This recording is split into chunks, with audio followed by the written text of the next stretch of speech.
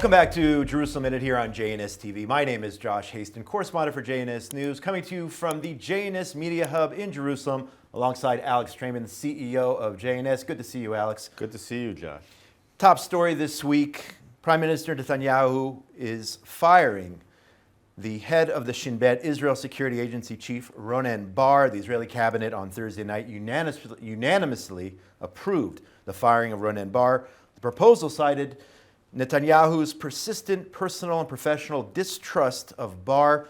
However, Israel's Supreme Court decided to get involved, issuing a temporary injunction preventing him from being removed after a movement for quality in government filed a high court petition seeking to overturn Bar's dismissal. Let's break that down. Yeah, a lot to unravel over here. No secret that Ronen Bar, the head of the Internal Security Service here, the Shabak, was at constant odds with Prime Minister Netanyahu during the war. Specifically, his focus seemed to be more on a willingness to give Hamas whatever they wanted in order to get the hostages back, putting the hostages as the #1 priority, even at the expense of any of the war gains and war goals. And Netanyahu had felt that Bar was not reporting back to him in a transparent and an honest way. We saw even a few weeks ago that Netanyahu removed Bar from the head of the negotiating team, installing instead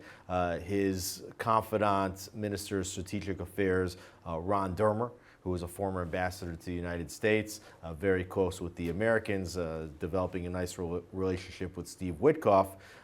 And Bar had announced that he did at some point intend to resign. So he's put it on the table that he does want to step down from his post. However, he wants to be the one who determines who his successor will be. He does not want Prime Minister Netanyahu to install somebody else in his place that's not one of his current deputies.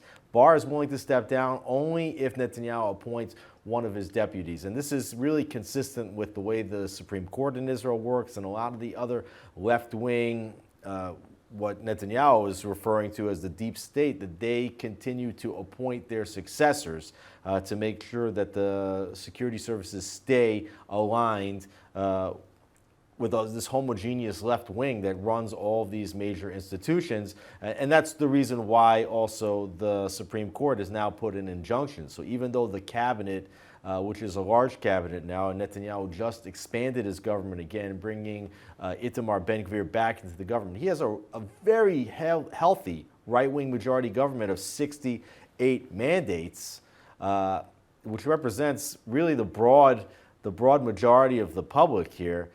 And they unanimously voted to remove Bar from his post, but the Supreme Court, which is controlled by the left, now putting an injunction saying that a prime minister has never before fired the head of the Internal Security Service, and that it's not important that the head of the security service report back to the prime minister. The opposite, that the head of the security service needs to be in his place to make sure that the prime minister doesn't undermine national security. Now, you predicted on last week's show that this move by Netanyahu was going to cause civil unrest. And in fact, we saw the Kaplan, I'll call them the Kaplan protesters, and who've been, protesting against the government. Let's be clear what they're doing in Tel Aviv over the last year plus or so. You predicted last week that they would come out as a result of the firing of Bar. And in fact, that was the case. And I know this firsthand, getting stuck in traffic on Tuesday for an hour and a half with the protesters hopping on the Begun Highway, blocking the entrance to Jerusalem. So we knew that this was going to happen. Yeah, and I think it's really important here that we don't look at what is happening right now, these protests in a vacuum. You have to go back to the beginning of the protest movement as it began in Israel. Remember, we had 5 elections in a period of 5 years. That was going on even during COVID. There was a time during COVID where there was a strict restriction on how far you could move from your house. Okay, you weren't allowed to go more than 500 meters from your house unless you were an essential worker, unless you were going to the supermarket, the hardware store, the doctor, or to an anti-Netanyahu government protest. Okay, that was the thing that you could go to. Right. I think people were going to the protest just because it was the place to hang out and to get out of the house. But there were protests going on for a long time. And then sure enough, they got Netanyahu out temporarily in that 4th election cycle. Naftali Bennett somehow became prime minister, even though 95% of the country did not vote for him. He sat together with all of the left-wing parties, which is what the left wing wanted, and an Arab party, the Ram party, the first time that ever happened, to form this blocking coalition to get Netanyahu out. Now that government was not viable. And sure enough, within a year, Naftali Bennett resigns as the prime minister, kicking into play a fifth election cycle, and Netanyahu wins that election in a landslide. You could really argue that Netanyahu won all 5 of the elections in a row. The only reason he was unseated in that 4th time was because it was basically a parliamentary blocking coalition. But then, when Netanyahu and his full right-wing government tried to advance judicial reforms to reduce the power of Israel's Supreme Court, the left wing basically started this mass movement, which was really an anti-Netanyahu government movement against judicial reforms. Sure enough, Netanyahu had no choice. He misplayed it, and he had to pull back the judicial reforms. Then October 7th happens. Okay, so now the protests stop, because now we need to come together as a people. We need to fight a common enemy.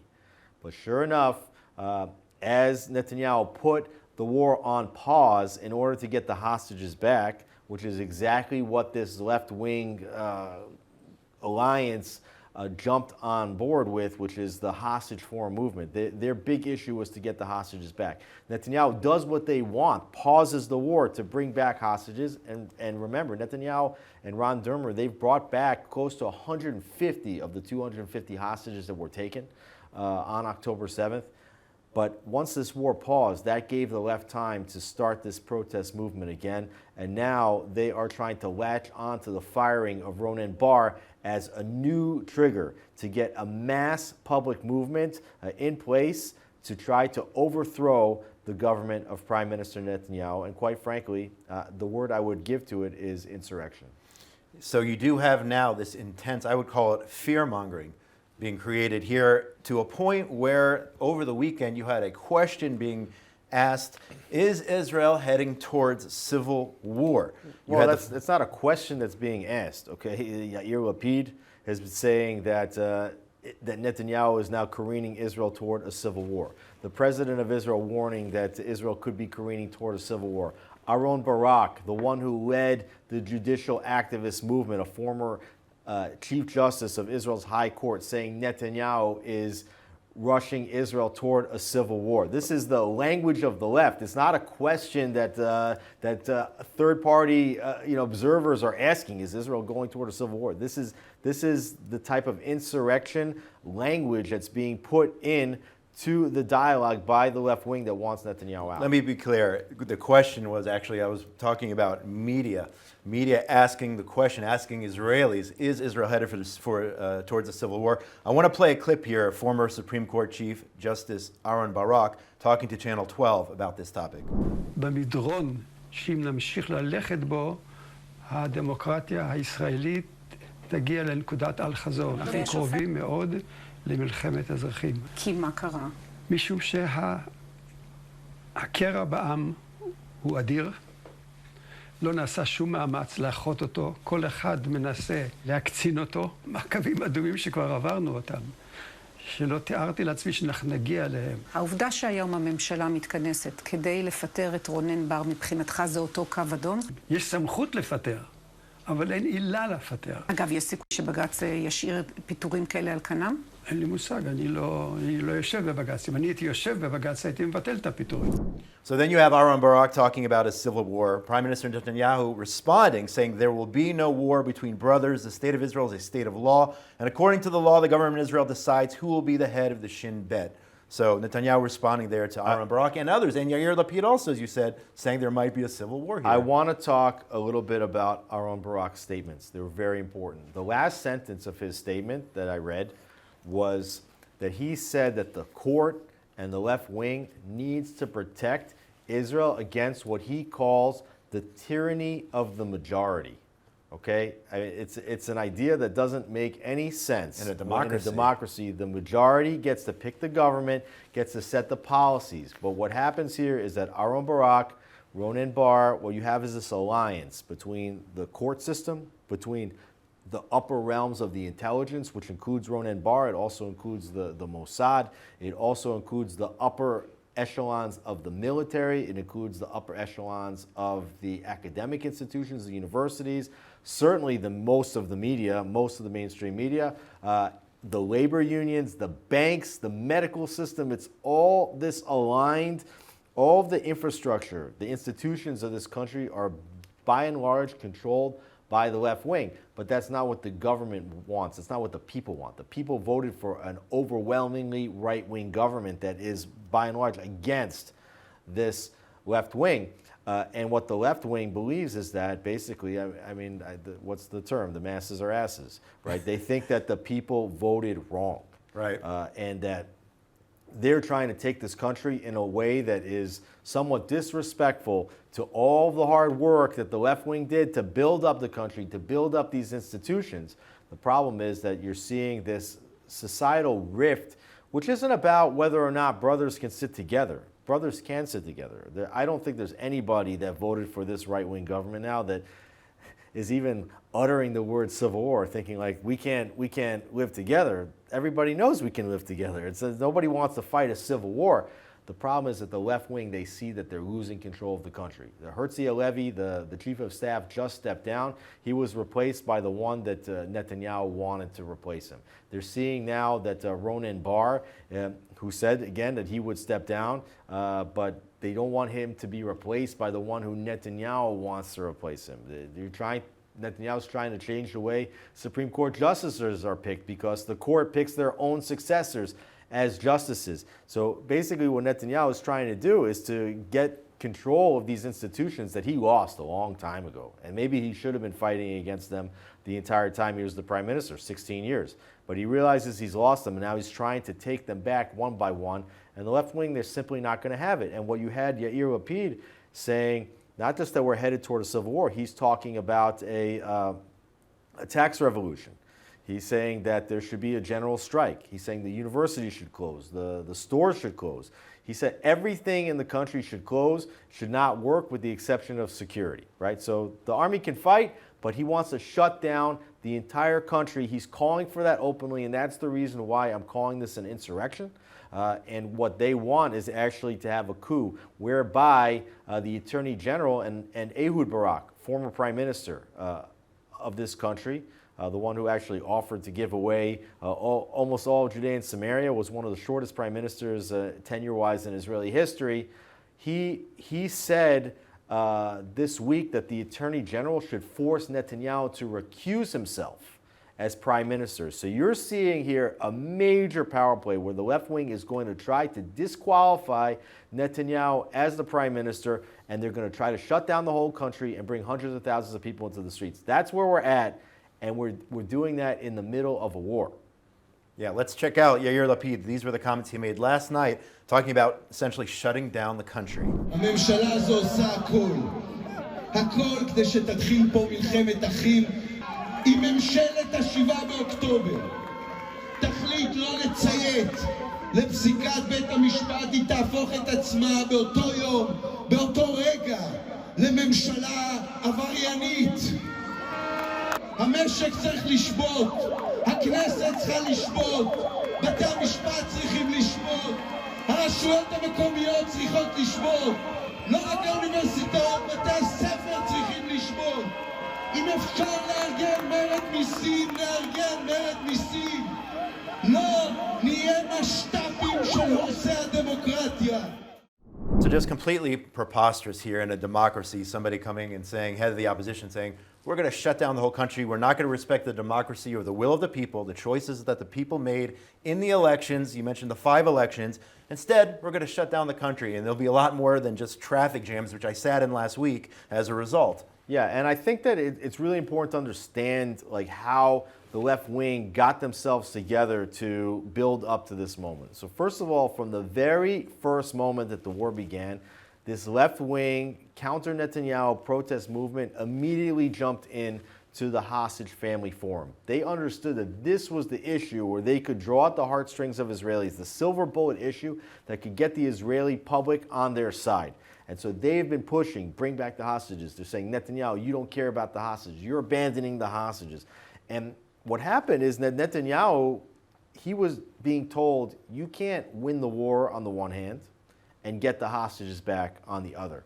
And Netanyahu, taking that challenge, basically said, I have no choice. I have to bring the hostages back on the one and win the war on the other. And that's the reason why Netanyahu was willing to go along with what was, we've talked about on this show over and over again, a horrific deal to get hostages back in return for almost 2,000 prisoners and known terrorists, including many with blood on their hands, but also to pause the war for a period of over 6 weeks. I think we're now even 3 weeks past when that date expired of the phase 1 deal. So the war was almost on pause for 9 weeks' time, and getting the war to pause is now given these hostage family forum protest movement the wind at their back to say that this is no longer just about the hostages, because Netanyahu has failed to get back all the hostages, which is one of the reasons why they jumped on that issue to begin with, because they thought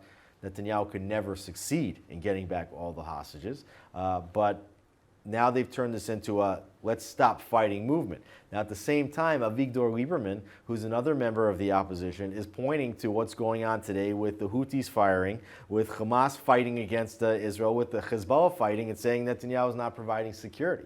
Right? So you see that he's getting hit from the same opposition that wants him out. On the one side, Netanyahu, you're wrong for not getting back every last hostage. You're wrong for restarting the war, and you're also wrong for not finishing the war. So they're just trying to get him at all sides, at all angles. And I do believe that right now, because the war is not finished, that this may very well be one of the most serious crises of Netanyahu's political career underway as we speak. Absolutely. And at the same time, you mentioned the Attorney General. Today, the Israeli cabinet is slated to approve a motion of no confidence in Attorney General Gali Baharav-Miara and the job that she's doing there. The vote will not formally remove her from office. It's just a procedure there, but it could get things in motion towards her removal. Yeah, it sets it in motion. Now, firing the Attorney General is something that should have happened in the very, very beginning of this term.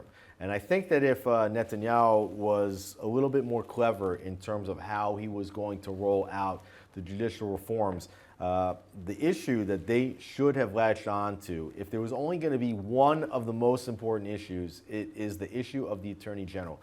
This Attorney General, Gali Baharav-Miara, she was appointed by that change government, that blocking government that was led by Naftali Bennett and by Yair Lapid.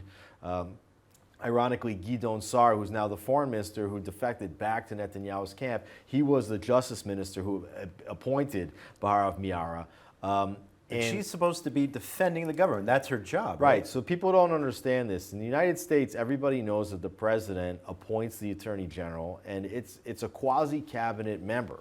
The president picks the attorney general. The attorney general is supposed to be defending the government before the court. This is an attorney general that refuses over and over again to defend government policies, rules against the government, and by all accounts, the attorney general is actually a lot more powerful than the prime minister in this country, because she constantly is able to tell the government what it is allowed to do, what it is not allowed to do. Now, last week, the attorney general said that Netanyahu could not appoint Itamar Ben Gvir back as the head of the national security minister in charge of the police. She said that Netanyahu could reappoint him as the minister, but not as the minister over the police, because she does not like his conduct and did not like how he was trying to reform the police. So she says that he's not allowed to be that minister. Now, the government unilaterally voted for Ben Gvir to return as the national security minister, basically going against the ruling of the attorney general.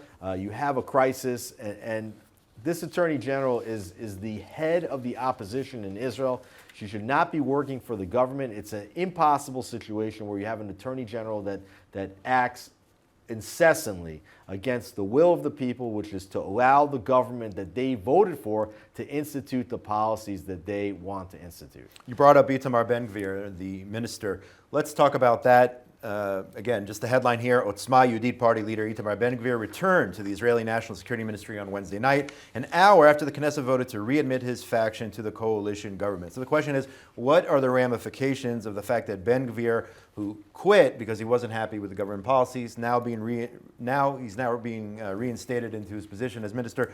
What are the ramifications of him being a minister once again? Well, I think what's really more important about it is that Netanyahu has made his government larger. Ben Gvir pulled out of the government when Netanyahu announced the ceasefire deal.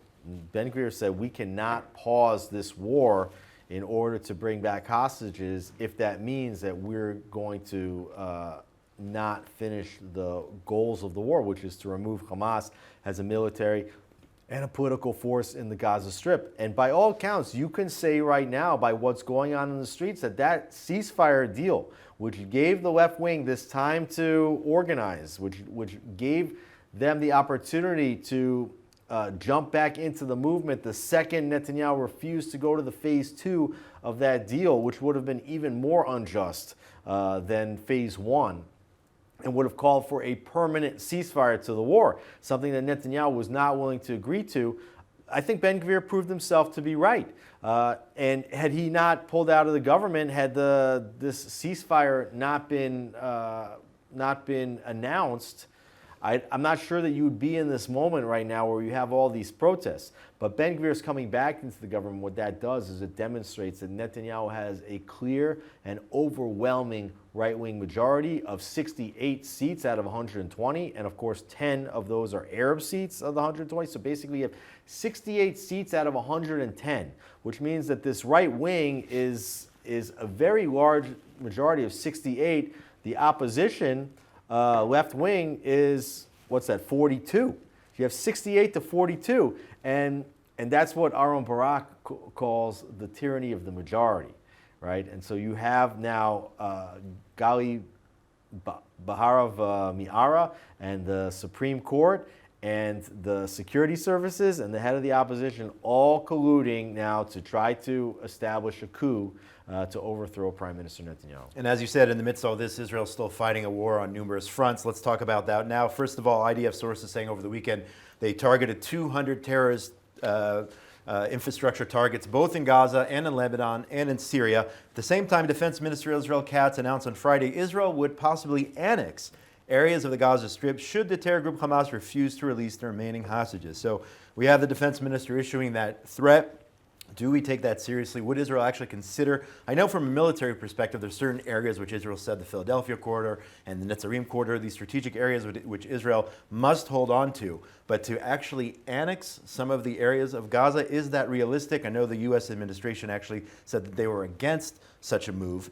At the same time, by the way, 52% of Gaza residents would leave the Strip, according to a new survey reported by the British Telegraph there. So let's break that down. Yeah. Should Israel annex Gaza? Is that realistic? Well, there's a couple parts of it. There's a couple things to break down here first and foremost. When you talk about Katz's threat that Israel annexes the territory, well, you mentioned at first, you said Philadelphia corridor, buffer zones, maybe some area of the north of the Strip. These are things that Israel could consider annexing specifically for security purposes, to make sure that you never have an October 7th again, that you have a significant buffer zone so you can't have Gazans just coming up to the border like we saw. And that's like a security issue, okay? Like, okay, we can't let them get close to the border, so we're going to take these buffer zones on all sides. We're not going to let them have this Philadelphia corridor so they can get close to the Egyptian border. But you know, that's something like you do because of security. That's not what Katz is talking about. Katz said that if Hamas refuses to release the hostages, then slowly Israel will continue to annex more of the territory, because it is understood that taking land would be a humiliation to Hamas. That's the thing that they understand. Like, when you kill Hamas terrorists, you turn them into martyrs. They become eternal superheroes when you do that. When you take away land from the Arabs, that's something that, you know, really shames them in their culture of honor and shame, which we've talked about a lot of times on the show. But I think that what Katz said is really incorrect. I don't think that you annex territory step by step by step if Hamas does not release hostages. What Israel should have done on day one is said, Hamas, Palestinians, you cannot govern Gaza anymore. You've lost it, and we're taking this territory back. We gave this territory to you in 2005 because this was a pilot project for a Palestinian state that could live side by side with Israel. We've seen nothing but terror and heartache since we've done that, culminating with October 7th, culminating with a war which is now going on a year and a half. And we're taking this territory back because the only force that can possibly govern this land and protect the security of all the residents, Arab and Jews alike, in all of that territory is Israel. And I think there should either be a decision to annex the territory because it's the right thing to do, or to take a decision saying, no, we don't want to have anything to do with the territory. To say that we're going to take piece by piece by piece if you don't give back the hostages, is it Israeli land or is it not? That's a decision that I think a right-wing government needs to make. They need to recognize that this territory is better off in Israeli hands. It's part of biblical Israel. It was a huge national mistake to give it away, and I think that there should be a serious movement to take full sovereign rights over the Gaza Strip, even if there's some kind of Palestinian autonomy over their cities or whatever it is. Israel is the only power that can be militarily sovereign over the territory, and it shouldn't have to do with whether Hamas releases even one more hostage at this point or not. This summer marks 20 years since that historic, tragic mistake of Israel expelling all its 10,000 citizens out of Gaza. Look what we got. We got October the 7th. But you have this second point here, which I think is really important, which is that 52% of Gazan residents would leave the Gaza Strip. Yeah. This would be an absolute game changer. If Gazans will start to leave the Strip, that makes the whole conversation about Israeli sovereignty much more relevant. That makes the whole idea of getting Hamas out as the governing force much more relevant. But they're being trapped inside. You know, Trump said in the White House, I was there when he said it. He's like, we're going to resettle all of the Gazans outside of Gaza, maybe in Egypt, maybe in Jordan, maybe in other places, maybe in 6 other countries. That's what he said. He's backed away from that. Right. And we've seen that Israel is now, in the last few weeks, starting to work on plans to figure out how to move Gazans out of the Gaza Strip if they want to go. And I believe that even a few plane loads of Gazans were taken from the Ronen airport in the south of Israel to Europe. The first shipment, basically, of Gazans being able to leave the Gaza Strip on their own volition. I am sure that hundreds of thousands of Gazans would leave the Gaza Strip if they were given the opportunity to do so. The reason why they're being locked in by the international community is because that perpetuates the crisis between the Palestinians in Gaza and Israel, and that is a crisis that the global left wants perpetuated. So I'm hoping that that Israel seizes the opportunity, that the Trump administration puts additional pressure both on Egypt, on Jordan, and on any other countries around the world to look for a place for Gazans to be resettled, whether that's as an entire group or whether that's broken up, which might even be better in Africa, in Asia, in Europe, or anywhere else for that matter. The key to this whole thing is Hamas, and Hamas doesn't want these people to leave. And by the way, I remember even before October the 7th, there was a whole movement actually talking about Gazans who wanted to emigrate because they had enough of living under Hamas.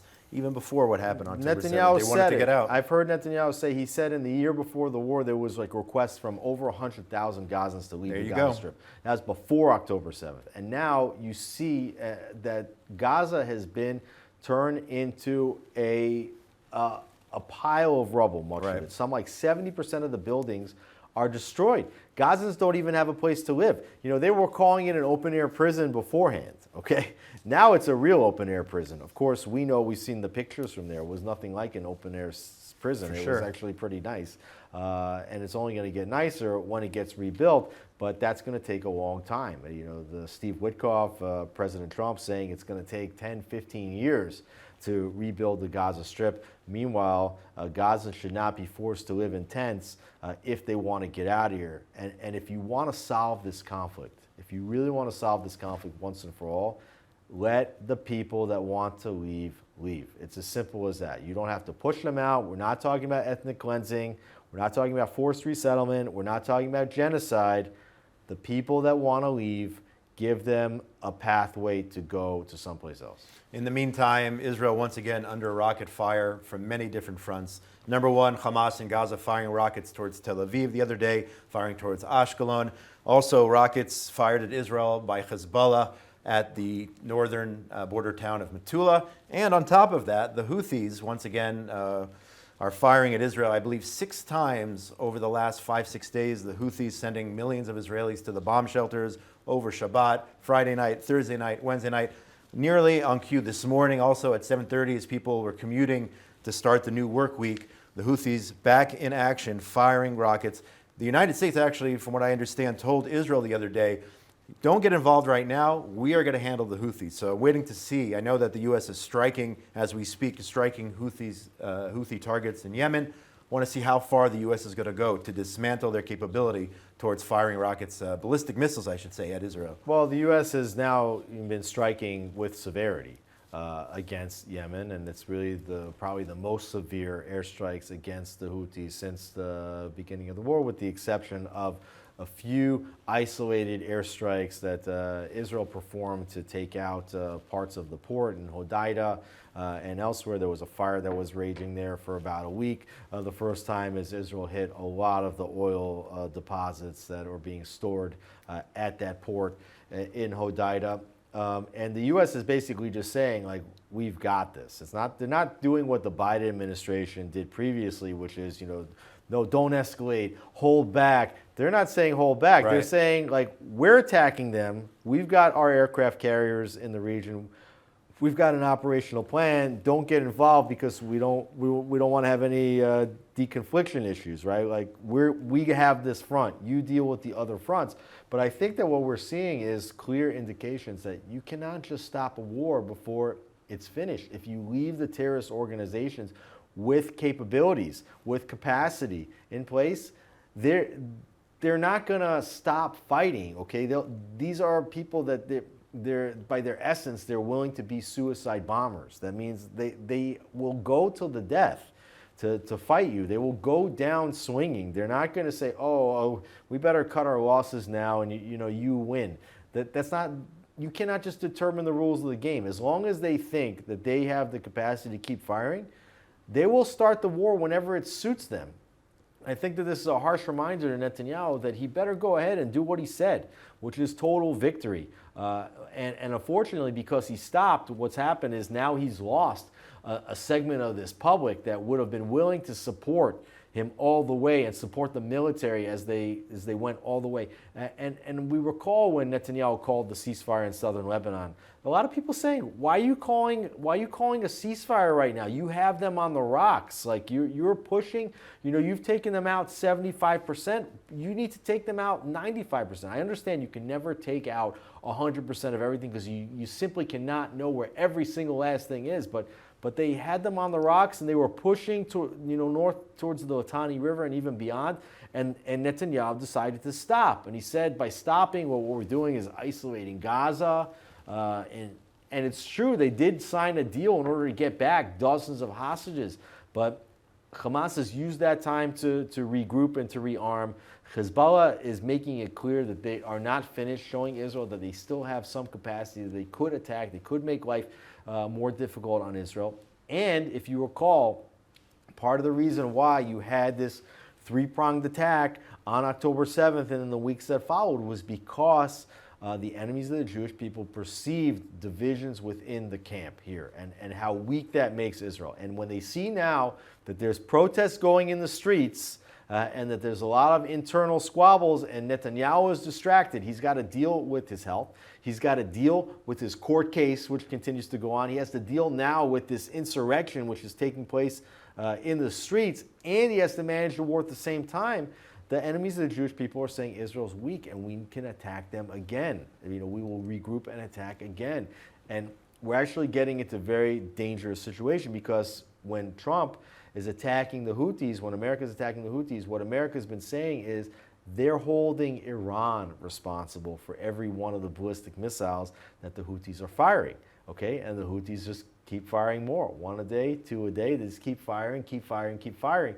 And I think what's happening is that we're careening towards this war with Iran a war that probably should have already taken place. But Israel is now dealing with these multiple enemies at the same time. And on that note, in terms of the American administration, to me it's very puzzling, this interview over the weekend. U.S. Special Envoy to the Middle East, Steve Witkoff, went on the Tucker Carlson show. I don't know what the name of it is, but it was a 90-minute interview which he gave to Tucker Carlson, who is known to not be a friend of the Jewish people, not be a friend of Israel.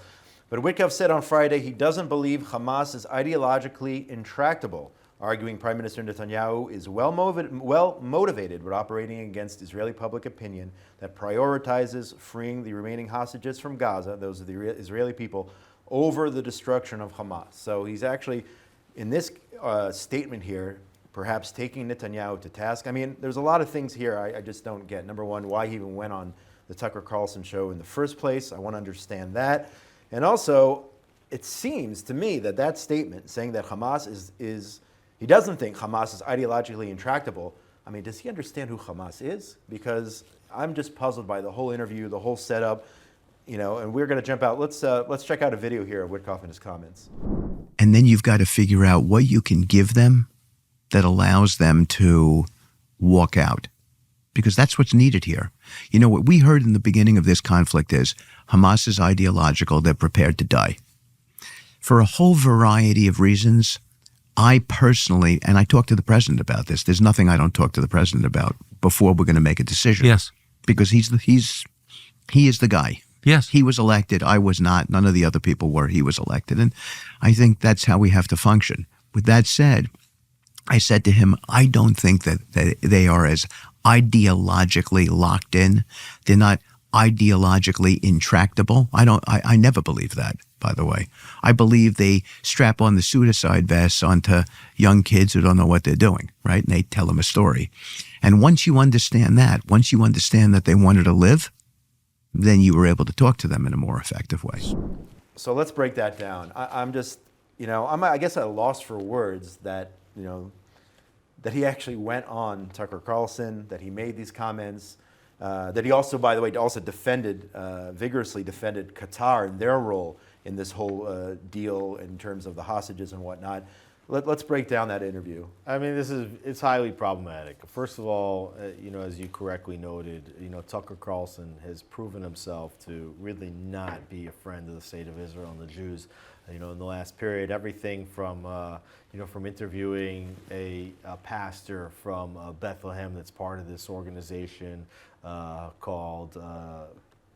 What's it called? It's called Christ of the Checkpoint. Christ, yeah. Where basically saying that Israel is the reason why Christianity does not flourish in Israel. Absolute despite lies. the fact that we remember that Bethlehem, the city where this pastor's from, used to be an 85% Christian city, and we also remember that Yasser Arafat had terrorists take the Church of the Nativity for 40 days hostage. Okay, it's down to I think 12% of Bethlehem is now Christian from 85%. Exactly, and that was the first strike, but there were several others. Having this anti-Israel professor from Columbia, Jeffrey Sachs, having this guy Kurt Mills basically saying, it was the head of something called the American Conservative, and Kurt Mills said on Tucker Carlson's show that Netanyahu is only continuing the war because if the war stops, then Netanyahu is going to have to deal with this trial. And the reason why he knows that is, he said, because he reads the Israeli media every day, and he cited that the sources of the Israeli media that he reads every day are Haaretz and the Times of Israel.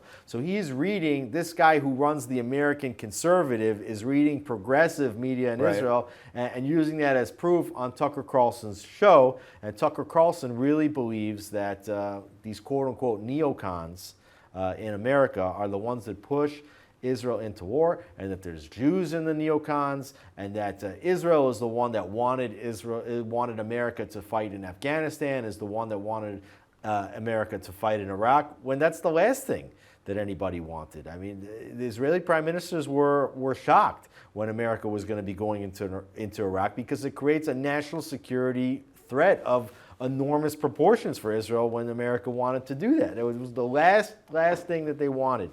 And so they're basically trying to say that Netanyahu now is the one that's pushing America into war with Iran.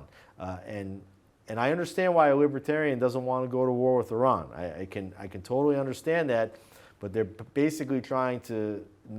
Tucker Carlson has been showing that there's this like wag the dog type of scenario here where Netanyahu is just doing what Israelis have been doing for decades, which is wagging the American war machine, right. And pulling them into war, and that they want to do it again. So Tucker's been really bad. And you know, I haven't really researched this personally, but you know, you keep hearing over and over again that Tucker is either sympathetic to the Qataris, you know, or even taking funding from the Qataris. Again, I haven't researched that. I need to look into it a little bit deeper. But Witkoff has done business with the Qataris, you know, and he talked about the Qataris being, you know, wanting to be seen as peacemakers. You know, very grateful to them for their role in negotiating during this conflict, and saying that Hamas is not an ideologically motivated organization. I mean, have you read their charter? I mean, page 1 of the charter, you know, calls for the elimination of Israel as a Jewish state. And Witkoff's comments here, you know, and Witkoff also acknowledging that he was the one who allowed Adam Boehler to negotiate directly with Hamas. So he's basically taking responsibility. We thought maybe this guy Boehler went rogue. Witkoff saying, oh no, it wasn't rogue. He was working for me. I allowed him to do that. And it seems as though Witkoff is not on the same page with Marco Rubio, the Secretary of State, with Mike Waltz, the National Security Advisor, with Pete Hegseth, the Defense Minister, the Secretary of Defense of the United States, and even with Trump. You know, they're talking about Hamas as being these like monstrous terrorist organization. And Witkoff, not only did he say that they're not necessarily ideologically motivated, he intimated in that interview that Hamas, you know, what they need to be is demilitarized. But there is a possibility for them to remain in Gaza and even to remain somehow involved in the political situation in Gaza after the war. So this is like a completely different point of view than certainly what Israel has, and what I think some other senior members of the Trump administration have. And I only can wonder, you know, I'd love to be a fly on the wall of the conversation that Ron Dermer's having with Steve Witkoff today after he hears that interview. I mean, I find this interview to be extremely troubling. Yeah, let's see how President Trump takes it. Yeah, they demoted or got rid of Adam Boehler after he acknowledged that he talked to Hamas directly, and he said something about they're not the most terrible of guys or something like that. He made one of those comments. He's no longer on the scene. I wonder what Witkoff's future is going to be. Even though Trump loves deal makers, and Witkoff is a deal maker, that being said, I think this is way out of bounds. Witkoff is not just a deal maker. I mean, Witkoff is a longtime golfing partner of That's the true also. Okay? These guys are very close, probably closer than others, which is the reason why somebody that has zero diplomatic experience whatsoever is the one that's leading negotiations now in the Russia-Ukraine war, and also leading negotiations here with Israel, Hamas, Qatar, Egypt, you know, because of the trust that Trump has for Witkoff. And, you know, we talked about this last week. There is an agenda here to try to get the Trump administration upset at Netanyahu, upset at Ron Dermer. And I think that Dermer and Netanyahu have to be very, very careful here, because if they go on the attack, they really risk that Trump could turn on Netanyahu. And Trump can be looking at what's going on here and saying, look, Netanyahu is losing control. Like he's losing control of the country. You know, he's in a crisis with his head of Shabak. He's in a crisis with his Attorney General. There's hundreds of thousands of people now in the streets protesting against him. And he's going to task against my golfing buddy that helped get, you know, dozens of hostages out after this thing was stuck. You know, and I'm losing patience with that guy. So that's the threat. So Netanyahu and Dermer, they have to be very, very careful. They walk a very fine line, you know, almost on eggshells here, in order to make sure that Trump and the Trump administration and Netanyahu administration remain lockstep. And the reason why the left wing wants to break up this relationship is because they understand that Netanyahu's greatest electoral power right now is the working relationship that he has with Donald Trump. If Trump turns on Netanyahu, what does Netanyahu have left? You know, so you know, they're trying very hard to make the Trump administration mad at Israel, and this interview makes things a lot more difficult. We'll stay tuned and see how it all plays out. Switching gears here, hostage Eli Sharabi, 53 years old, former hostage, I should say, who was released in the last deal. He spoke at the United Nations Security Council, sharing his horrific experiences, to put it mildly, to the world at the UN this week. Let's check out this clip. I saw Hamas terrorists carrying boxes with the UN and UNRWA emblems on them into the tunnel. Dozens and dozens of boxes, paid by your government, feeding terrorists who tortured me and murdered my family. They would eat many meals a day from the UN aid in front of us, and we never received any of it. When you speak of humanitarian aid, remember this. Hamas eats like kings, while hostages starve. Hamas steals from civilians. Hamas blocks aid from reaching those who truly need it. 491 days. That is how long I starved. How long I was chained. How long I begged for humanity. And in all that time, no one came. And no one in Gaza helped me. No one. There you have Eli Sharabi, released hostage at the UN, talking about how Hamas was exploiting the humanitarian aid, walking around carrying boxes with UNRWA and UN emblems on them into the tunnels or whatnot, talking about the torture he suffered. Just unbelievable listening and seeing Eli Sharabi there at the United Nations, former hostage.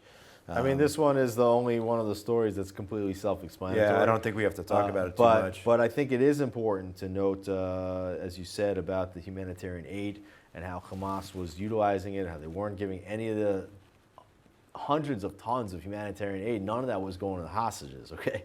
That's not what it was for sure. And important to note that no humanitarian aid is flowing into Gaza for the last several weeks.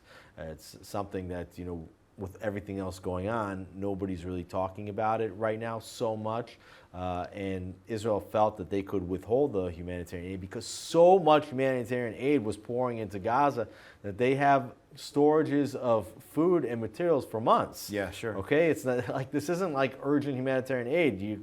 Gazans are eating. Okay, they might not have houses, but they have food. And so what we have to see is what happens when the humanitarian aid storage banks run dry. And I don't know how long that's going to take, but that could help to alter the status quo with regard to Gazans being trapped in the Strip, with regard to Israel's war in Gaza, which is now ramping up a little bit more and more with ground forces. And let's not forget, I mean, Sharabi came out after 491 days. There are still believed to be as many as 24, 25 living hostages still in captivity, well over 500 days now. Yeah, very emotional seeing Eli Sharabi there at the UN. Turning to a different story here, an international anti-Semitism conference scheduled to take place in Jerusalem was hemorrhaging after various planned European participants backed out due to the inclusion of far-right French lawmakers, despite their strong support of Israel. So here we have this conference. I believe it's supposed to be any day now taking place. You have people pulling out of the conference, not happy with some of the other attendees, accusing them of being too right-wing, perhaps. This conference organized by Minister for Diaspora Affairs, Amichai Shikli. When is this supposed to take place? Well, this week, conference right? is this week. It's right. It's on Wednesday and Thursday. You know, I don't like that we're labeling these Europeans far right. Okay, what does that mean, far right? Does that mean that these parties were against the importing of millions and millions of Muslims all throughout Europe? That these right-wing parties were against this pan-nationalism of the European Union that was putting tariffs and all kind of laws, you know, on every single country in Europe, when each one of the countries should have its own needs and its own laws based on its own nationalistic preferences, that these countries should be allowed to have strong borders and not have to be forced to bring in, you know, millions of Muslims into their countries, which are destroying the fabric of Western European nations right now. So, you know, I don't like that the left which has done everything that they can to destroy Europe, refers to nationalistic parties that want to restore their countries as far right. So that's my first problem here. But let's say, for example, that these are right-wing parties. Let's say that they even are far right-wing parties. So now what's happening? You've got progressives here that are saying the far right, they're anti-Semites.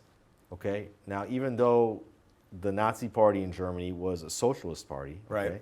It was a far left party, but somehow or another they've spun that narrative around to make you look like the Nazis were a far right party, okay? Because what happens is the wheel of anti-Semitism, the political wheel, you don't have a straight line, okay? Here's the center, here's the right, here's the left. The right and the left are not far apart. It's a wheel. Like the center's here, and the far right and the far left are over here. And we see that over and over again everywhere in the world. Wherever there's political anti-Semitism, the far left and the far right, they look almost identical. But now you've got these right-wing parties, okay? They're trying to restore nationalism to their country. They're saying, we reject anti-Semitism. Maybe we didn't in the past, but we do now.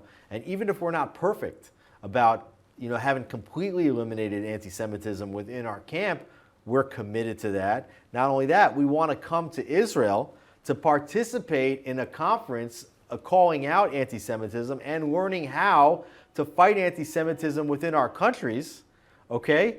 And then what you have is members of the political left saying, well, we don't want to sit in an anti-Semitism conference with them. We don't want them coming because they're the anti-Semites.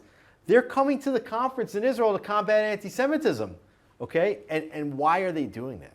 Why are they doing that? I'll tell you. And it's really underhanded. What they're trying to do is to make these right-wing parties mad, okay? Because they're saying, we're coming of our own free volition to help you, to make up for what we've done wrong in the past, to be with Israel, to be against anti-Semitism in our countries, and we'll work with you to do that. But now you're saying you won't even sit with us when we do that? They're hoping that these right-wing parties are going to say, to heck with you. Forget it. We're not going to do it. You're not showing any appreciation. And so to see like the chief rabbi of the UK, Ephraim Mervis, pull out of this conference, yeah. To see the head of the ADL, Jonathan Greenblatt, pulling out of this conference, to see others pulling out of the conference, it's shameful. It's disgusting.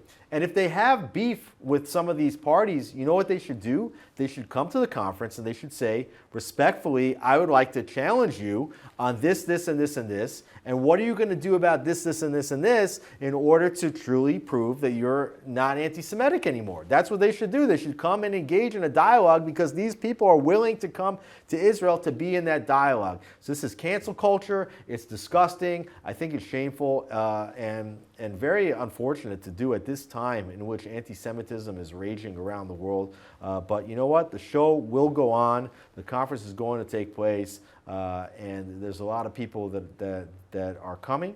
And I just wonder if also these left-wingers that are pulling out, if they're going to be willing to call out the left-wing anti-Semitism, which has proven itself in this last few years at least to be the more powerful brand of anti-Semitism, even more powerful than whatever is the right-wing brand. And of course there is, but are they going to be willing to call out the left-wing anti-Semites? And it sounds like they're only willing to call out the right-wing anti-Semites. Absolutely. And by the way, our very own Yuri Sveritsky just got back from a trip to Eastern Europe. He was in Poland and whatnot and said everything was cool and calm there. Didn't feel threatened or anything. That's because there's not Muslims. As opposed to Western Europe with London, Paris, all these other cities. But he was walking around Poland. Everything seemed honky-dory there. You go around Poland, a Jew can feel safe walking around Poland with a kippah. A Jew in Hungary, in Budapest, they call Viktor Orban a fascist. I was in Budapest last year with the March of the Living. There was a major march of 5,000 Jews from the old Jewish quarter of Budapest to the train station where you had, I forget how many, something maybe 80,000 or 100,000 Jews were taken in 1944 from Hungary to Auschwitz and the end of the war. It was good for Jews there relative to other places in Europe until the end of the war, unfortunately. But there was a big march. You know how many anti-Israel protests this big march encountered? Nothing. Zero. Not any, okay? And look what's going on in London. Look what's going on in Paris. Look what's going on in other countries in Western Europe. You know, it seems as though the Eastern European countries that have proven themselves to be powerful allies of Israel are doing something right. The fact that Mervis again and others would pull out, I think it's highly questionable. Absolutely, and we only have time for one more story here today. Prime Minister Netanyahu once again reaching out directly to the Iranian people, wishing them a happy, it's pronounced Nowruz? Nowruz, the Persian New Year. Prime Minister saying, I would like to wish the Iranian people and Persians everywhere a happy Nowruz. Wish you health, happiness, prosperity, and most of all, I wish you freedom. Again, Prime Minister going around, circumventing the government there, the mullahs in Tehran, talking directly to the people who, if they had their say, would certainly want good relations with the state of Israel and the Jewish people. Let's watch that video. Spring is approaching, and so is the Persian New Year. I would like to wish the Iranian people and Persians everywhere a happy Nowruz. I wish you health, happiness, prosperity, and most of all, I wish you freedom. I wish that this Nowruz will serve as a new beginning that overcomes all the hurdles and all the barriers that you have faced for too long. May this be a year of servat, prosperity.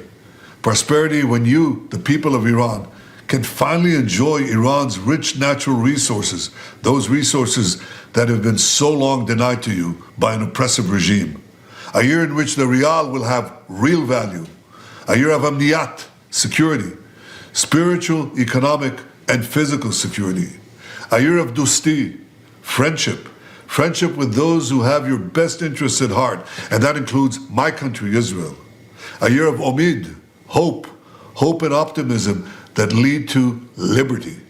A year of iman, faith that you can have a better life. A year of azadi, freedom, real freedom. Freedom from oppression, freedom from want, freedom to live, freedom to choose. Chag Nowruz Sameach, happy Nowruz to all of you. There you have it. The Prime Minister talking to the Iranian people, wishing them a happy New Year. Super important to understand that Netanyahu understands very clearly that the state of Israel, the Jewish people, do not have any disagreement with the Iranians. Rather, the Iranian people have been the greatest victims of the Islamic Republic revolutionary regime that's in place. They're the ones that are Israel's enemy, not the Iranian people. Netanyahu several times has been talking directly to the Iranian people. And while you have the left wing trying to overthrow the Israeli government here in Israel, the one government in the Middle East that should get overthrown, which would bring peace to the entire region, would be this Islamic Republic. And on that note, Alex, that's all the time we have for today on this week's edition of Jerusalem Minute here on JNS TV from the JNS Media Hub in Jerusalem. I want to give a shout out to Zach Sickerman, our producer, Timur David Aklin, Ryan Lifshitz, and Yuri Svertsky, our team here behind the scenes. Make sure you go to JNS TV for all the amazing content and programming JNS has to offer, and go to jns.org for all the latest breaking news from Israel, the Middle East, and the Jewish world. Have a great week, everybody. Be safe. We'll talk to you next week.